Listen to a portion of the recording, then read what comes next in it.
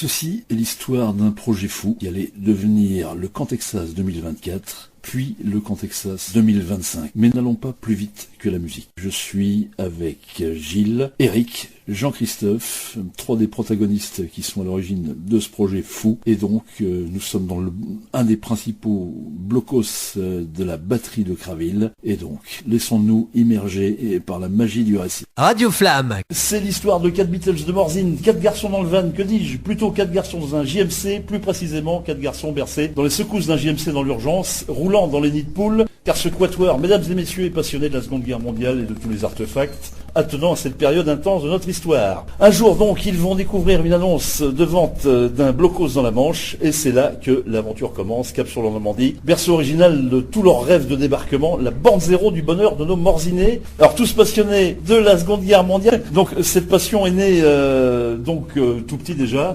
Oui, bien sûr, ça a commencé de petit, on a toujours aimé les véhicules. Et puis un peu la passion de la Deuxième Guerre mondiale, un peu appris à l'école aussi, et puis voilà, on essaye de se mettre au courant. J'imagine que ça commence par des petites maquettes, vous achetez des petites voitures. Oui, bien sûr, tout le monde, on a tous construit notre petite Jeep au modèle réduit, et puis après on est passé au vrai, quoi. Et à l'échelle 1. À l'échelle 1, échelle 2, etc. La genèse, on va y revenir, parce que donc c'est ton fils, Gilles, qui trouve cette annonce, et tu penses qu'il t'a fait une blague. Oui, au départ, je pensais que c'était une annonce qui me faisait voir comme ça. Je croyais que c'était lui qui l'avait fait, et puis je lui ai demandé le lien, il m'a envoyé le lien, et puis sur le coup, coup de téléphone au cousin, et puis l'aventure... continue. Et l'aventure continue, ça, c'est un bon titre de film. Et alors lui, Eric, c'est le gars concret, il veut voir de ses yeux. Moi, quand ils m'en ont parlé, je voulais voir, j'ai dit, ça c'est... C'était pas des décors. Ouais, c'était pas des décors, ou si c'était pas une arnaque au bon coin. Donc les autres m'ont dit, mais non, c'est pas vrai, c'est pas vrai. Du coup, ils ont dit, bon, allez, si tu veux voir, on y va, on monte. Banco, on y va, donc, alors 1000 bornes. 1000 bornes un vendredi soir, après le boulot. On est parti et on est arrivé sur le terrain le samedi matin, là, c'était 9h. 9-10h, on a fait 2 pas dans le champ, on a vu la première batterie. Parce que là, effectivement, donc vous avez travaillé comme des lions, parce que là, tout est bien nettoyé, etc. Mais quand vous arrivez, c'est recouvert de ronces. On a continué tout droit parce qu'on l'avait loupé. Même. Ah oui, mais c'est vrai que c'est pas évident à trouver, quoi. Là, nous, le bocage, c'est plus dur. Hein. Pour nous, il nous faut une bonne boussole ou le GPS. Parce que... Alors, on le disait, réparti sur 2,5 hectares, donc vous avez des sympathiques agriculteurs qui vous prêtent des champs. Oui, on a la chance de s'être fait pas mal de copains, et les agriculteurs, un grand merci à eux qui nous aident aussi beaucoup à déblayer, à faire de la place. Oui, parce que c'est vrai qu'ils ont les outils, là, on entend les pelles qui tournent. Les tracteurs. Oui. On est vraiment bien aidés, et puis surtout les agriculteurs qui nous prêtent les terrains pour les parkings, quoi, parce que sans ça, on s'attendrait pas. Hein. Oui, mais c'est là qu'on voit qu'on est tous frères et puis qu'on se donne la main. Super cohésion entre les villageois et puis nous. Alors, on revient très vite sur la jeunesse de ces blocos qui ont été construits effectivement pour tirer sur les bateaux. C'était plutôt pour tirer sur les bateaux, parce que dans le sens où ils sont installés, ils ne visent pas la plage de Utabi. Donc ils ont les infos, c'est ça, voilà. Par radio, transmission. Oui, alors il y avait le Morsaline et la Pernelle qui donnaient des infos.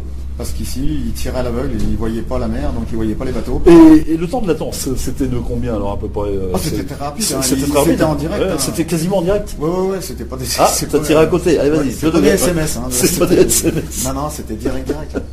Question, donc vous avez vu tout de suite le potentiel de l'endroit, mais au départ, vous voulez en faire un peu venir en vacances, quoi. Au départ, on l'a acheté, et puis on s'est dit... on va remettre le terrain propre, on va tout déblayer, tout remettre comme il faut.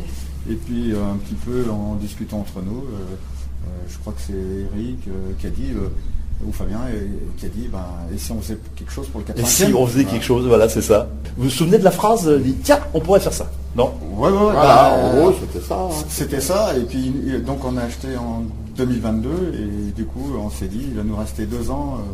Mais bon, ça passe très très vite. parce qu'il y avait quand même du job. Et... Oh bah là, c'est quasiment un sacerdoce là. Ah bah ouais, on a mis un peu le Ouais, paquet. mais le jeu en vaut la chandelle. Et le jeu en vaut la chandelle. Vous auriez pu dévier, non? Ou à un moment donné, il n'y a pas eu de résistance à cette idée, par exemple, quand vous dites on va faire un truc gigantesque et puis les autres copains ils disent non, doucement les gars, hein. Non, vous êtes tous partants. On n'a pas dit un truc gigantesque. On Non, a non. dit on va faire un truc. On va faire un truc. Ouais, on va faire un camp Et c'est après que c'est devenu gigantesque. Et après, Et on s'y attendait. Donc vous êtes un peu pas dépassé, mais non, quelque part, non. Bah, on a été Wow, surpris, surpris, ouais. on peut dire qu'on a été surpris parce que nous, on s'attendait entre 800 et 1000 personnes et puis quasi les premiers jours, on a eu attrapé 5000 personnes. Donc, Ah bah là c'est la Ferrari, on passe de 0 à 100. Voilà, On passe de 234 habitants voilà. à 6000. Alors du coup, bon, nous on a été surpris et puis agréablement surpris.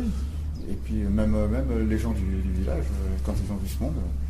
Vous avez donné le là, et comme tu disais Jean-Christophe, ça va peut-être faire naître des vocations pour toutes les... C'est ce qu'on souhaite, surtout, comme je disais, donc des batteries, il y en a plusieurs, vous en avez énormément dans le secteur. Certaines sont laissées encore à l'abandon, comme celle-ci il y a encore 2 ans en Donc arrière. il y en a encore plein comme ça Il y en a, on voit qu'il y en a encore plein et sur le bord de route et tout. Donc s'il y a des personnes qui s'intéressent et puis qui arrivent pour être propriétaires bien entendu, ou à un accord avec le propriétaire, et si des fois ça peut monter jusqu'à Cherbourg, pourquoi pas, puisque de toute façon les Américains, leur but quand ils sont arrivés sur Utah, c'était d'arriver à Cherbourg pour rattraper le port le plus rapidement possible. Donc l'histoire du débarquement, ça en fait partie, quoi. C'est la Normandie, ça en fait partie. Voilà. On va y revenir un petit peu après, mais vous avez quand même pas mal de petites mains pour vous aider, quoi. Vous n'êtes pas tous les quatre Non, à tout gérer. il y a d'autres associations qu'on connaît et qui viennent avec nous. Et qui viennent avec vous, Bien sûr, bien donc sûr. de Morzine, hein, Ouais, ouais. des alentours. Des alentours, ouais. Du Rhône-Alpes. Rhône-Alpes, ouais. Et qui viennent, qu'on connaît depuis des années et qui viennent participer avec nous parce que bon, ils savent que les 4 fous, ils font des trucs pas trop mal. Les quatre Et vitalistes. puis surtout, il y a des choses qu'on sait négocier, qu'on sait faire, et il y a d'autres choses qu'on ne sait pas. Il faut savoir déléguer.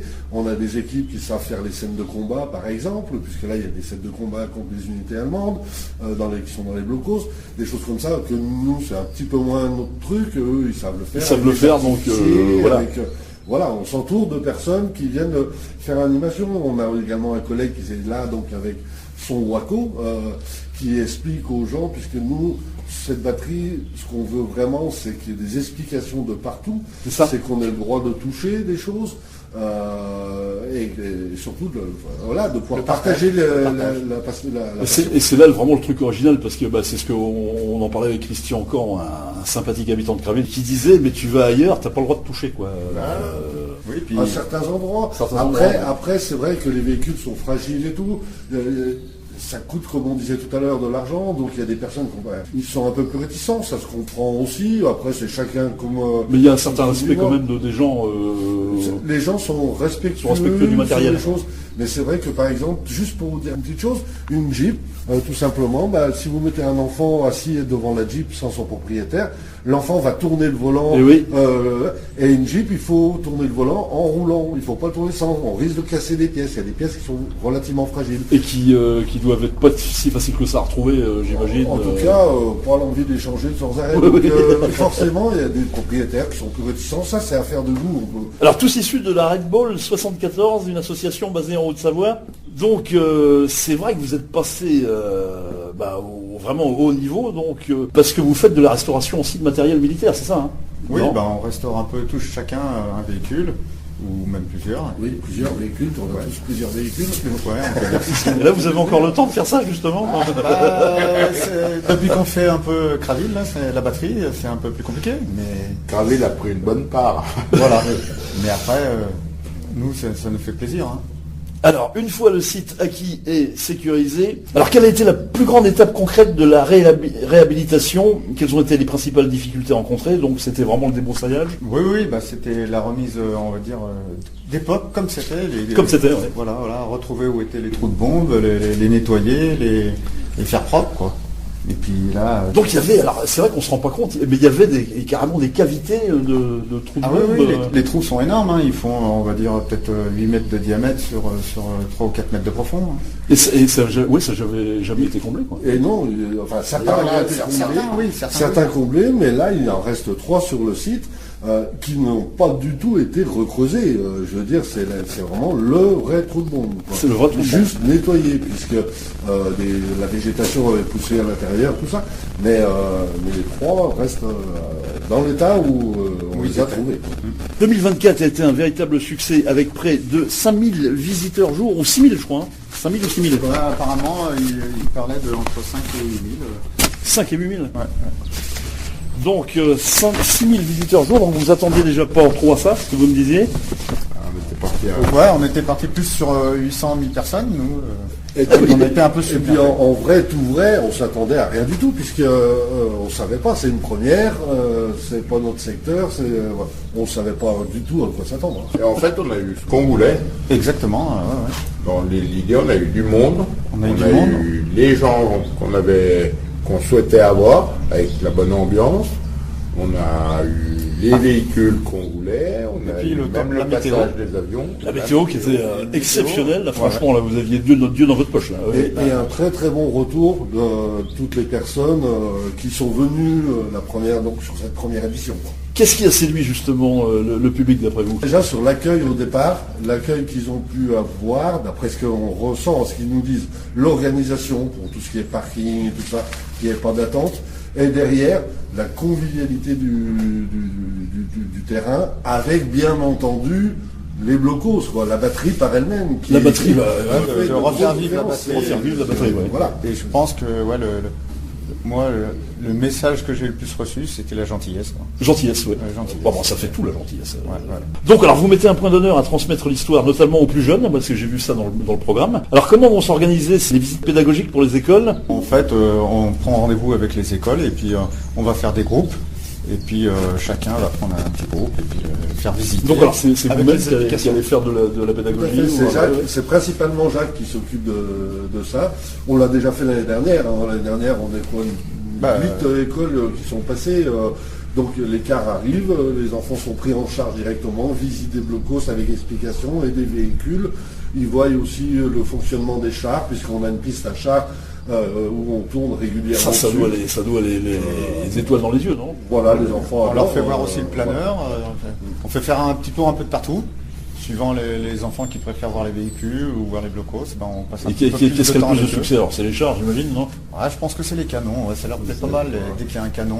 L'histoire aussi, parce qu'ils sont quand même, c'est des Normands. C'est des Normands, oui. Et le fait de rentrer un blocos avec des explications vraiment concrètes, cette année ça va être encore beaucoup plus fort, puisque ce grand blocos, on le met vraiment en grande valeur cette année avec un musée à l'intérieur, un musée mobile. Celui-ci là? Celui-ci. Donc les gens pourront rentrer et dedans on a une personne professionnelle qui amène son musée mobile et il va être remis vraiment dans l'état comme il était, avec des mannequins, avec des soldats, avec du matériel pour dormir, des lits, tout comme vous aviez fait aussi quand vous avez fait la reconstitution avec les camps pour soigner, les toilettes, etc. Voilà.